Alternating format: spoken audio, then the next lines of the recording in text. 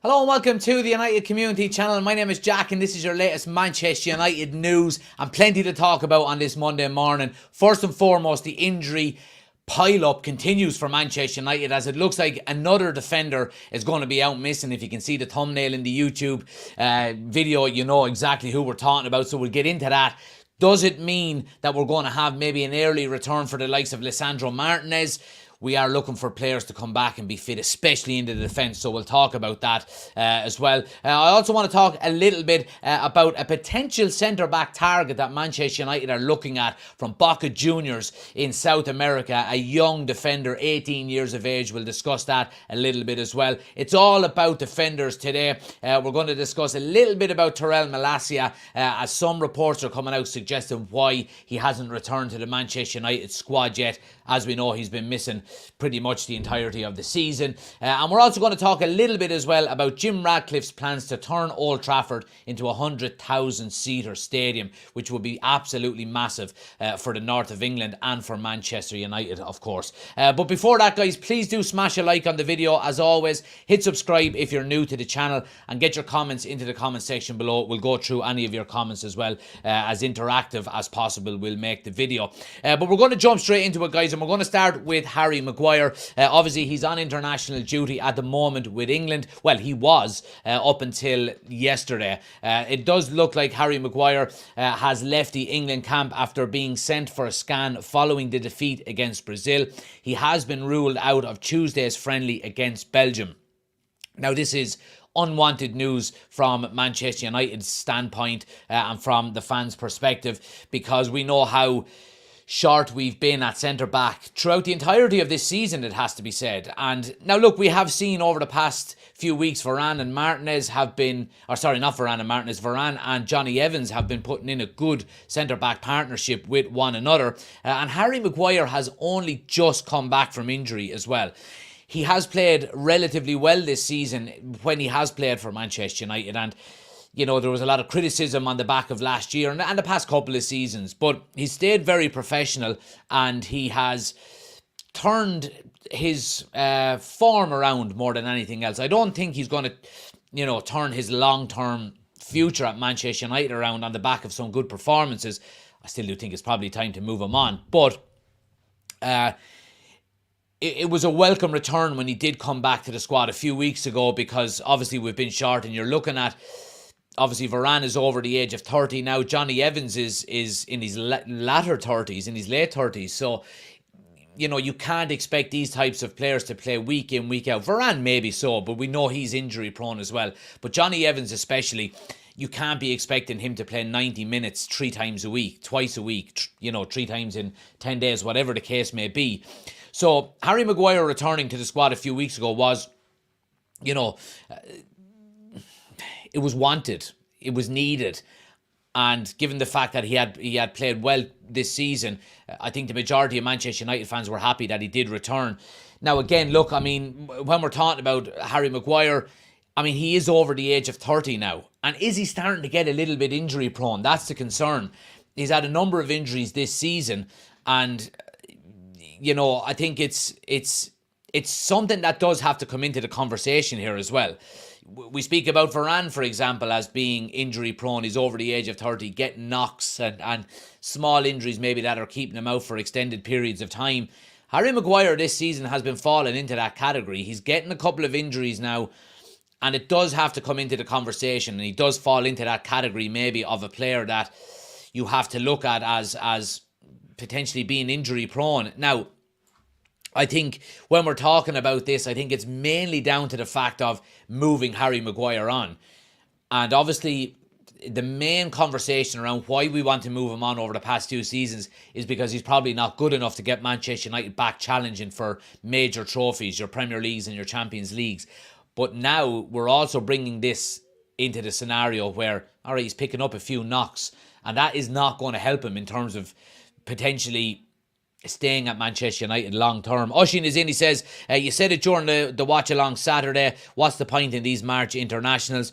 If it's not a qualifier, then clubs should not be obligated to release players. Look at the French rugby, they continue picking internationals during Six Nations. Yeah, there we go. And yeah, I completely agree. I think I think unless it is, and look, I do understand that it's FIFA are going to be wanting to have the best players playing even in the international friendly. So I don't think it would ever be a scenario where clubs would get the overarching decision on whether players are released or not, especially for international friendlies. But I do think it could be a very good conversation to have. All right, if you're playing a qualification game, no problem. You international teams can pick who they want and take who they want. But I think, like Oisín says there, if it is going to be an international friendly and we're not looking at important games at all, then I think clubs are well within the right to keep players back, especially the big clubs. Not especially the big clubs. I think it should be the same for everybody. You've got clubs that are fighting relegation that might have players going on international duty, top four, challenging for league titles. So I certainly do agree. But look, however, Harry Maguire being missing, it's a double-edged sword, in my opinion, because we're obviously losing Harry Maguire if he is going to be missing for another few games. Now, we haven't heard what the diagnosis or the prognosis is going to be if he is going to miss the games on the weekend for Manchester United. He is obviously out of the England game against Belgium. But it's a double-edged sword, because is that going to mean Manchester United are going to rush this guy back? Because obviously he's been away training with Argentina on international duty, and Manchester United were happy to allow him to do that, to get some high-intensity training. But we spoke last week that Lisandro Martinez potentially is going to be back for the game against Brentford on the weekend. And I said specifically, I didn't want him to be rushed back, because we've done that already this season, and we've seen a reoccurrence of his injury. He subsequently got a different injury then that's kept him out for this extended period of time. But Lisandro Martinez has cut short his stay in the United States and will return to England on Saturday, which was yesterday, I think, was it? To fully prepare for the match against Brentford, 2 days ago, where he hopes to make his return. That's coming out from Simon Jones in the Mail. And the Manchester Evening News have reported this morning that Lisandro Martinez is likely to return to Carrington to train this week with the Manchester United squad. So again, there we go. He is going to be back, and I've no problem with him being back training. That's no issue there. I just don't want him to be rushed back. We spoke last week on the importance of the games coming up. We've got Brentford on the weekend. We go into a Chelsea game midweek then next week, and we've got Liverpool, I think 3 or 4 days later than the following Saturday or Sunday, I think it is. So Lisandro Martinez coming back is vital. I don't want to downplay the Brentford game, but I would rather rest him for the Brentford game and make sure he's ready to go for Chelsea and Liverpool. I mean, the Chelsea game holds, I'm not going to say more importance, but I think there's more pressure on Manchester United to get 3 points in the Chelsea game probably than there is in the Liverpool game, given how poor Chelsea have been this season. I think there's more expectation maybe on United to get 3 points than there is against Liverpool. Now again, we went and knocked Liverpool out of the cup, and they're going to be gunning for blood as well. So it's going to be a massive game, and I'm not downplaying it whatsoever. But both of them games are vitally important. I've said it before. Leave him out of the Brentford game. Maybe have him on the bench and only play him if you need him. Bench him for maybe the Chelsea game and make sure he's right for that Liverpool game. Or even, maybe get some minutes. I would potentially even start him in the Chelsea game. Get some minutes, or bring him on if you need him, and get him ready for that Liverpool game, which will be Sunday week, I think. And I think that would give him ample time. Neverworld says, our injury list was long enough without Slabhead having a chip out of him. Oisín says, I'd play Varane and Evans versus Brentford. Give Butcher 60 minutes versus Chelsea. Yeah, I'd agree with that. Stick Lindelof and Evans at centre half for Brentford. We cannot put Licha in before he's ready. Yeah, I mean, look, obviously Lindelof is available as well, and I think that frees up Lindelof to play centre-back. The fact that we've got Aaron Wan-Bissaka back and available as well to play at full-back, there are more options there now at the moment as well. Did I read Bruno left Portugal early too? I didn't hear that. Maybe did he? I'm not 100% sure. Forgot about Varane and Evans, as Oisín said. And Liam says, give us your ideal summer ins and outs, more importantly outs. We'll do that in a later video, Liam. I do have some ideas on on doing that. Obviously, we tend to do that at the end of the season, but for now, we'll stick to the news that's happening at the moment. But look, I mean, when it comes to defenders, centre backs specifically, I don't think it's a bad thing if it's one out, one in. If Harry Maguire is going to be missing and it's going to be Lisandro Martinez back, then okay. But the one thing I don't want is Lisandro Martinez to be rushed back, re-aggravate maybe an injury that he may have for the sake of playing against Brentford. Like I said before, I would like to see Lisandro Martinez back on the bench maybe against Brentford. Only use him if you really need to. Play him against Chelsea maybe 60 minutes, get some game time into his legs, and then he's ready to play against Liverpool then on the weekend. And I think that's the ideal scenario. We know it doesn't always work out like that, but I think if we could not have to use him for the Brentford game, get minutes into his legs against Chelsea, he's raring to go then for the Liverpool game in Old Trafford then on the weekend, then I think that's the ideal scenario for everybody involved. Let's see. Moving it on then, guys. I do want to talk a little bit while we're on the centre-back topic. I want to talk about a player that Manchester United are being linked with. Now, I will 100% say I know absolutely nothing about this player, but Manchester United intend to sign Boca Juniors centre-back Aaron Aselmino, whatever, 18 years of age, and then loan him out. The player has a release clause of £17.2 million sterling. Different reports are suggesting the same thing. Planet Boca, who are very accurate when it comes to any Boca Juniors news. Manchester United again are determined to sign the centre back. United's intention is to buy him, loan him to another team in Europe to adapt. Now, this is what we've been talking about for the last couple of months, ever since the whole Jim Radcliffe coming in and you know, getting in a director of football with Dan Ashworth and Omar Barada and whoever else it may be that are behind the scenes. These are the kind of deals that we're talking about getting done. You know, not going out and spending massive money on already established players. That it's future planning and it's getting these young, talented footballers into Manchester United at an early stage for very, very good money. And loaning them out and letting them get first team experience with whoever it may be, a Benfica or a Sevilla, you know, or a Monaco or you know, or even you know, like we were saying there, you know, the French league. Obviously, Sir Jim Radcliffe, owner of the name eludes me, but this is what we're talking about. We're talking about getting young players in under the radar, under first or second professional contracts, who are hungry, looking to learn, looking to improve. We go all the way back to Ralph Rangnick and what he said about this. You know, to build a team around up-and-coming young players that will give you consistently good talent coming through in years to come down the line. I think it's absolutely fantastic.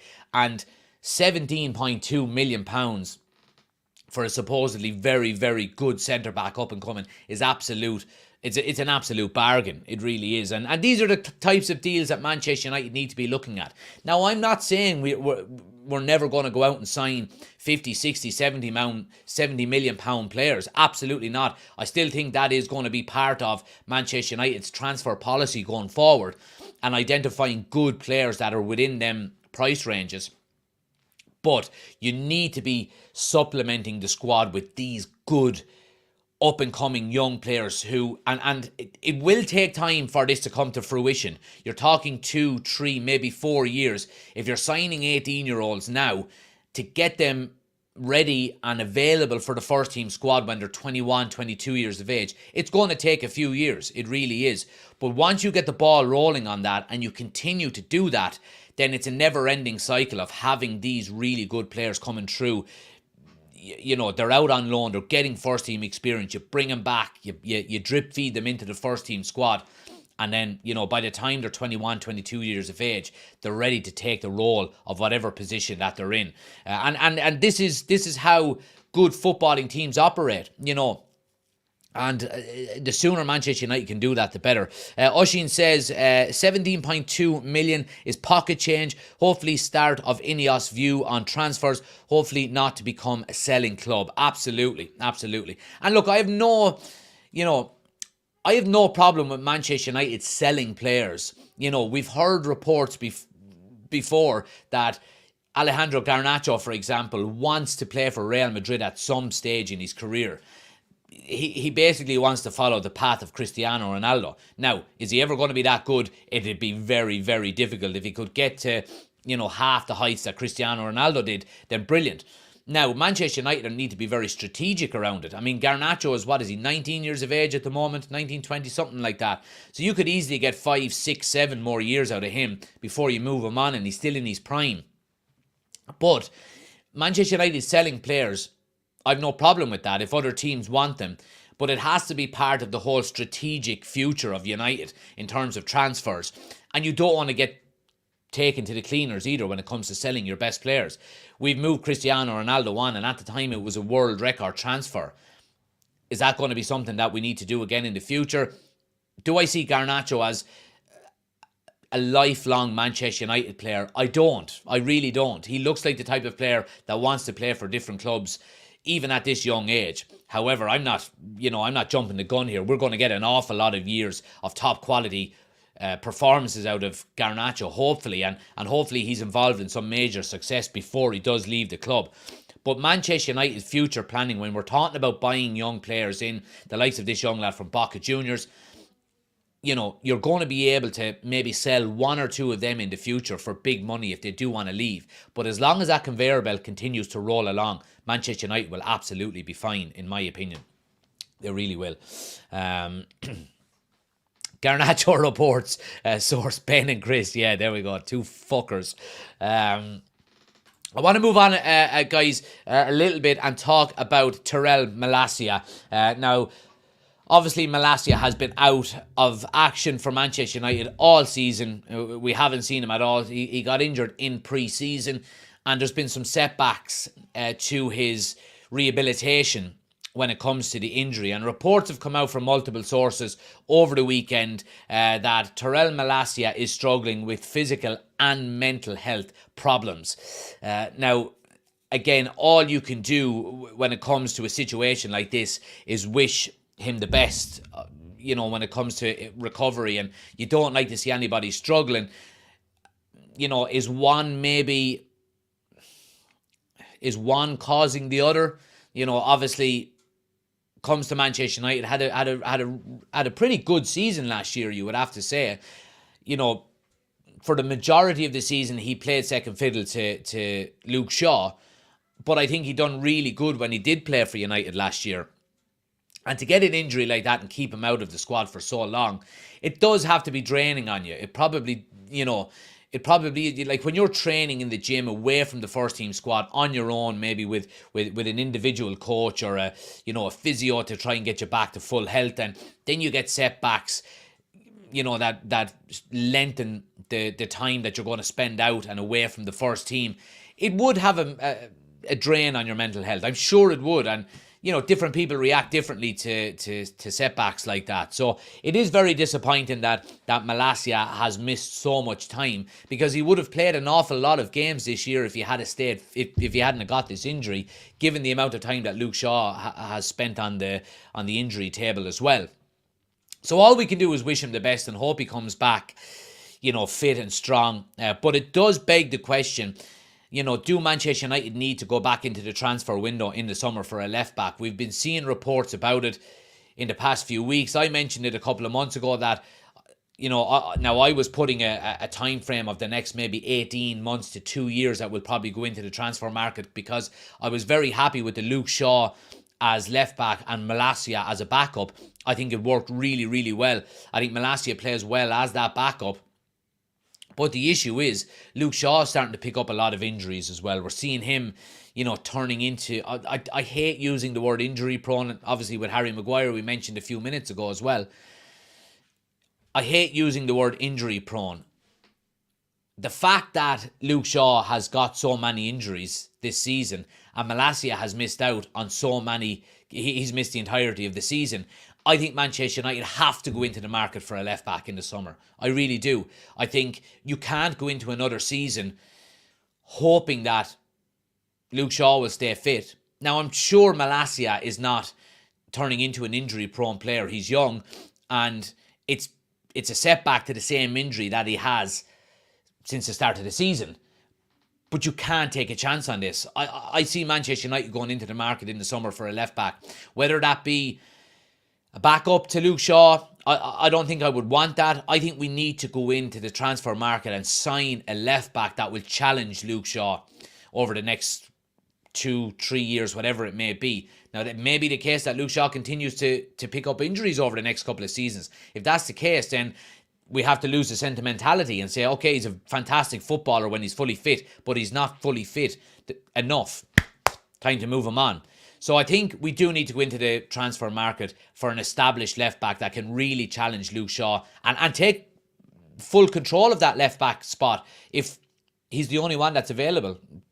Who that may be, that remains to be seen over the coming weeks and months. But I think that left back spot is a real area of concern, and it's one hopefully that Manchester United are looking at the moment to improve in the summer, because I think we need big improvement there. I really do. Let's see. Let's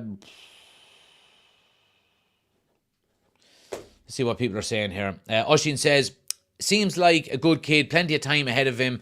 Football is football. It'll always be there. Needs to get himself right and happy, and hopefully United stand by him and support him. Couldn't agree more. Neverworld says, a left back wouldn't be a bad pick.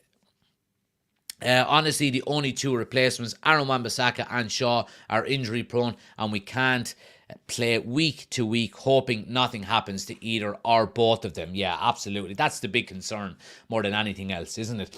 Finally, guys, before we finish up, I do want to mention a report coming out of the Daily Mail today from Mike Keegan suggesting that Sir Jim Ratcliffe has mentioned 100,000 as a potential capacity for a new Old Trafford, and would appear Manchester United already have people on the case who can make that work. Oh, look at that for service. A lovely little new recipe. A new baked scone dropped into me. But yeah, 100,000 capacity for a potential new stadium at Manchester United, and there's people already working on it. Look, I mean, it would be absolutely fantastic, and I think it's well within Manchester United's capacity. I think we should be close to that at the moment already. I think if we didn't have the Glazers, I mean, you look at the Sir Bobby Charlton stand, it's only got one tier. You could easily bring that up to another, to a second tier above that. And I think United could already be close to 100,000 capacity as we speak.